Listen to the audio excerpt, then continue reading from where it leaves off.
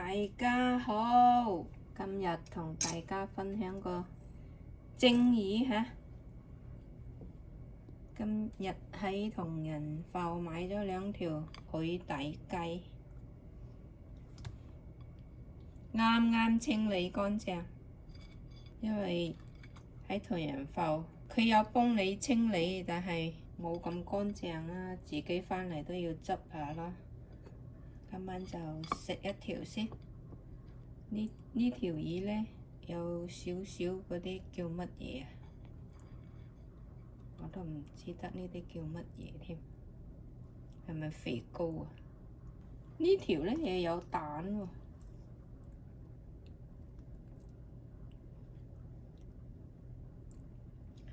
因為買嗰時呢，入邊呢有層黑色嘅，佢冇幫你刮淨㗎，自己返嚟再清理下，清洗乾淨。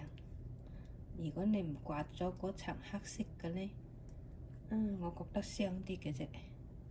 你第日試下啦，真係要刮咗入邊嗰層黑地嗰隻。清洗乾淨嘅魚，再用少少鹽，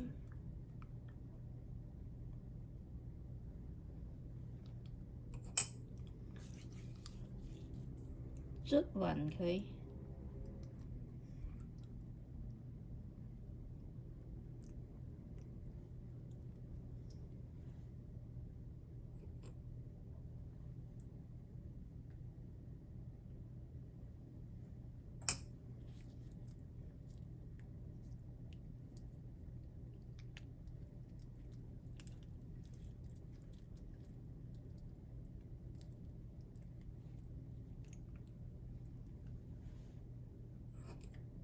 再放少少過嚟呢邊，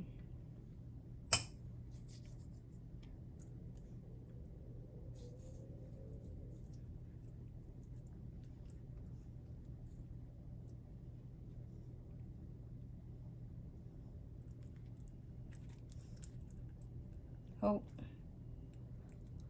咁樣呢，就攞個保鮮袋裝好佢，擠落個 freezer 啦。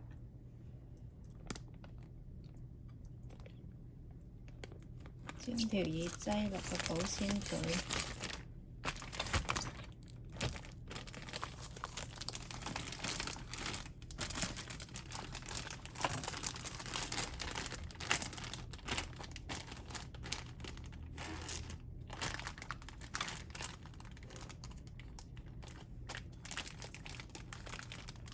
如果你係聽日食嘅話，就擠雪櫃啦；如果你係話過2日先食嘅，就擠返落急凍櫃咯。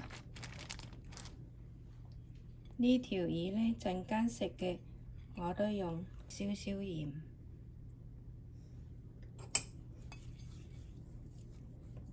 捽下佢全身。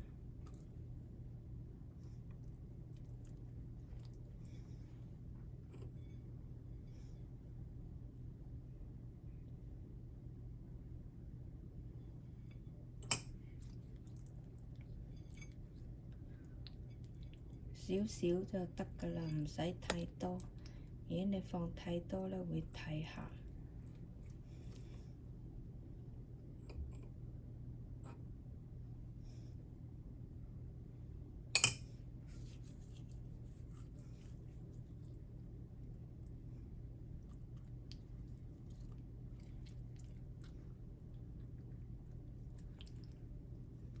捽咗鹽之後，個魚呢，我放埋一邊先，就切啲薑啊，陣間用嚟蒸。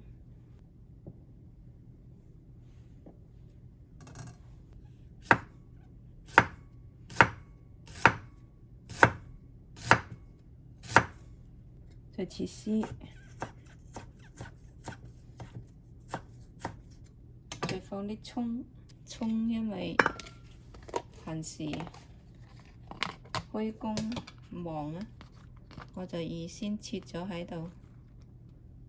平時用嗰時唔使再切，而家呢，你用幾多攞幾多攞出嚟放喺呢度。攞埋啲薑一齊，跟住嚟調個醬汁，再放少少鹽啦。啱先嗰度唔係好多鹽嘅啫，少少糖，少少白砂糖嚟嘅，跟住放啲生抽，即係豉油，都係少少啦，老抽少少，再放少少料酒。睇開我視頻個網友就知道，我以前用開係中國嗰種料酒，呢排啊，即係呢排我試下日本嗰隻咯，日本嗰隻又係米酒，都係煮餸用嘅。日本嗰隻煮餸米酒咧，就稍微偏甜咗少少，但係我覺得幾好食。樣樣嘢都係放少少，跟住咧將所有嘅配料撈勻佢。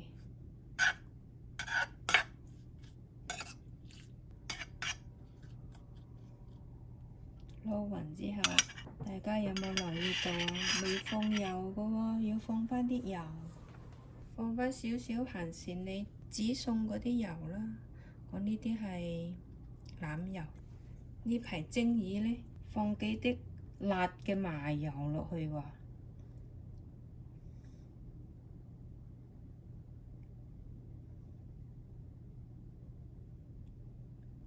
真係少少夠噶咯。唔食得辣嘅朋友，幾滴都得噶啦吓，咁樣咧食起身啊，惹味啲嘅啫。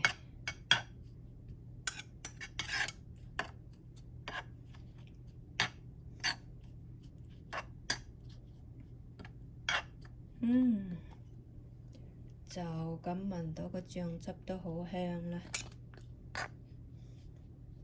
調好個醬啦，醬汁啊調好晒，跟住擠埋一邊。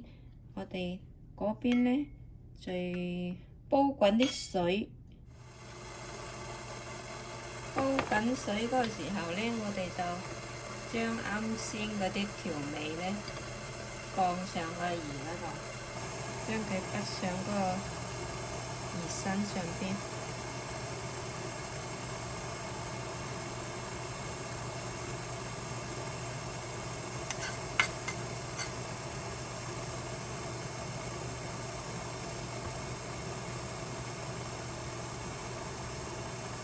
時你經常要用嗰啲你煮飯要用嗰啲配料啊，葱啊，咁啊你都可以預先切好放喺個雪櫃。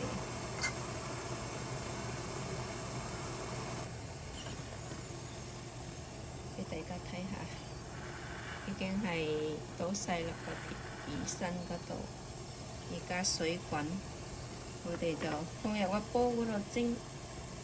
未蒸嘅魚嘅朋友咧，記住喎，你放咗水落個煲嗰度，你又要放返個格喺度喎。你唔放個格喺入邊咧，你嗰條魚咧就係好多水喺入邊嘅喎。蒸魚嗰個碟嗰度，咪全部都係水咯，啱啱好就嗰條魚。我習慣咗用呢個煲嚟蒸嘢，大家可以用鑊或者其他嘢可以蒸個嘢。好啦，放咗條魚落去，我哋就要睇時間咯喎。咁大條魚，我哋蒸佢10分鐘。如果你係細條魚嘅話，一般蒸佢7、8分鐘就 OK。呢條魚比較大咧，所以我蒸10分鐘。有啲最大啲嘅就要蒸12到15分鐘咁。有啲魚好大㗎嘛，但係蒸嗰啲時間要睇你嗰條魚嘅大細嚟定咯。記住喎，你係常溫喎，即係啱買返嚟就蒸嗰個溫度啊，唔係話你喺個急凍嗰度攞出嚟就蒸，或者喺雪櫃攞出嚟就蒸，咁嗰個時間又唔同，因為你嗰個時間又要解凍啦嘛，係咪？準時關爐，靚晒，再加返幾條葱，再筆啲椰汁，淋下個魚身，靚晒啦！有啲人唔怕麻煩多工嘅，就係咁樣蒸起身先至蘸油鹽葱啊！因為啲人呢，首先就係咁樣蒸熟條魚先，再蘸啲油上去條魚身嗰度咯。我哋就貪快時間，最緊要就自己時間。好，等我讀開少少畀大家睇下呢度啦，啱啱好，好靚嘅嗱。食嗰時呢，再點下本身嗰啲汁，好好味㗎喇。呢隻魚呢，好清甜嘅海底雞，唔怪之啲人叫海底雞，有人叫海底則魚。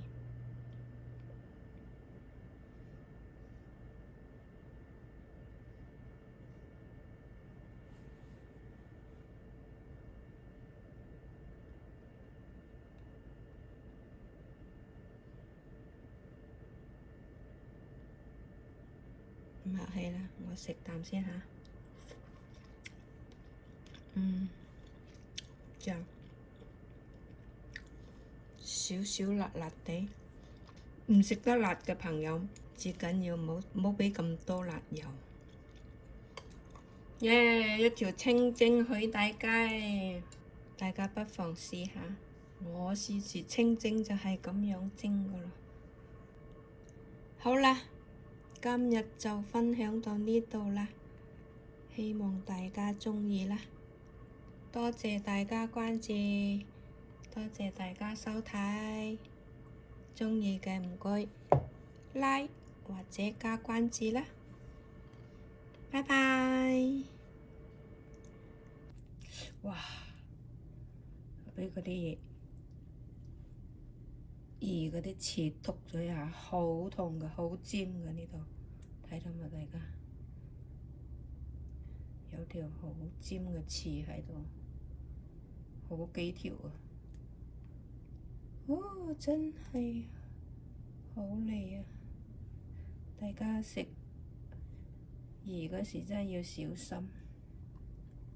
啱先嗰條魚，如果你係第二日食嘅，放喺嗰個雪櫃嘅，你就可以又係咁樣攞出嚟調個醬汁，放落條魚身嗰度，咁又係蒸咁耐時間。